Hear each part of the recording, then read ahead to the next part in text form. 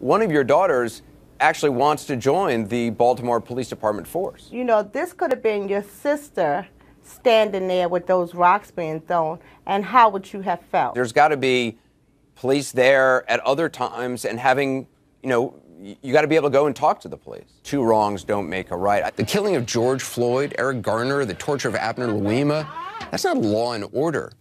The president seems to think that dominating black people, dominating peaceful protesters is law and order. He calls them thugs. Who is the thug here? Hiding in a bunker? Hiding behind a suit? Who is the thug? My understanding is you've got some of the same organizers now going back into these communities to try to clean up in the aftermath of a handful of protesters, a handful of criminals and thugs who tore up the place. That is not a protest. That is not a statement. It's people, a handful of people taking advantage of a situation for their own purposes, and they need to be treated as criminals.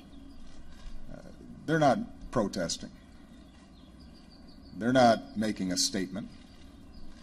They're stealing. Innocent people have been savagely beaten, like the young man in Dallas, Texas, who was left dying on the street, or the woman in upstate New York viciously attacked by dangerous thugs. When they burn down a building, they're committing arson. And they're destroying and undermining businesses and opportunities in their own communities that rob jobs and opportunity from people in that area. The violence that happened yesterday distracted from the fact that you had seen multiple days of peaceful protests. But we cannot allow the righteous cries and peaceful protesters to be drowned out by an angry mob. The biggest victims of the rioting are peace-loving citizens in our poorest communities.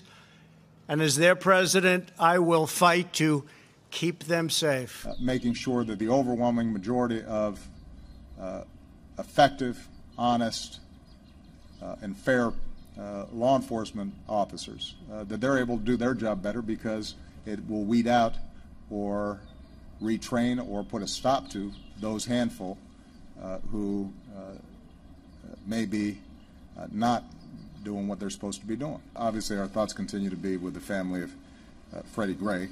My thoughts are with the police officers who were injured in last night's disturbances. It underscores that that's a tough job. In those environments, if we think that we're just going to send the police to do the dirty work of containing the problems that arise there without, as a nation and as a society, saying what can we do to change those communities, to help lift up those communities and give those kids opportunity, then we're not going to solve this problem. And we'll go through the same cycles of periodic conflicts between the police and communities